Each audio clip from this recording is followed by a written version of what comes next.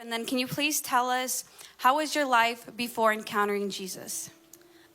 So I grew up in the house of the Lord, but unfortunately I didn't know the Lord. I was in ministry from a young age because my parents were in ministry, and that was great, except that I set standards upon myself that I thought were reaching for excellence, but it was actually perfectionism. And that really resulted in a lot of self-rejection when I couldn't meet the expectations that I felt like were placed on me, but it was in my mind.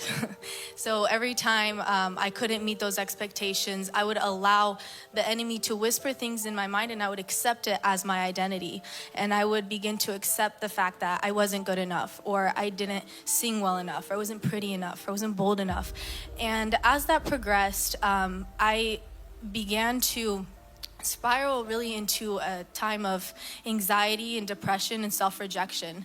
And as that went on, it got heavier and heavier. And when I was about 14 and 15, I turned to things like drinking and smoking and self-harm to try and make other people believe that I was still that joyous person I was before, but I wasn't. When I was 15 or 16, I graduated high school, and I went to college immediately after. I didn't know my identity. I didn't know what I wanted in life or what I was going for, but I went ahead and just did it because I felt like I had to, and that really threw me into an area where the things that I counted as hobbies on weekends became a daily lifestyle. When that happened, I really lost control of who I was, of what I wanted. I became what I thought was purposeless. I didn't have ambitions. I didn't have motivation to do anything. And after about 3 years of college, I decided to drop out and just focus on my career. When that happened, my lifestyle progressed and my identity continued to diminish. I allowed the enemy to really whisper my identity into my mind, and I just began to partner with that self-rejection until I just despised who I was. Going forward, I got into a relationship that I knew wasn't for me. And throughout that whole process, God continued to pull on me. He continued to speak to my heart and was like, I don't want this for you.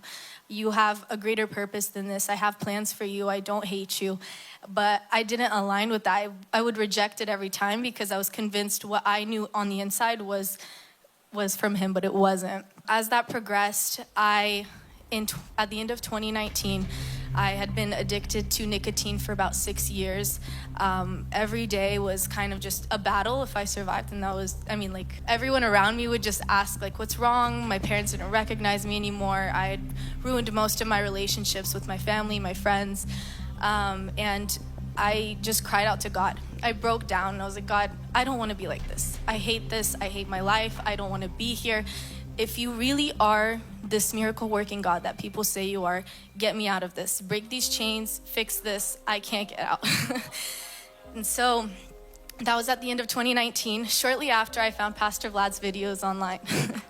I began to fast and pray for my own deliverance, and I rebuked anything and everything under the sun that could be attached to me.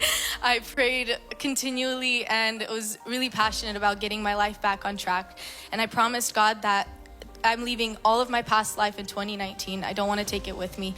And I asked him that if he could break the bondage of addiction to nicotine for me, I would continue in that process. So before the new year even started, he completely took it away. And that was a miracle. So now that you've encountered Jesus and you're walking with him and you're now in the ministry internship, how has your life changed ever since then? Yeah, so once 2020 started, I continued on that path. God continued to show himself faithful, and he showed me in that process how much he really loved me. It felt like he was holding my hand the entire time. He became my father. He became my best friend. And in the middle of 2020, I got in a car accident that really changed the trajectory of my life. That car accident left me completely dependent on God, emotionally, physically, financially, and spiritually especially.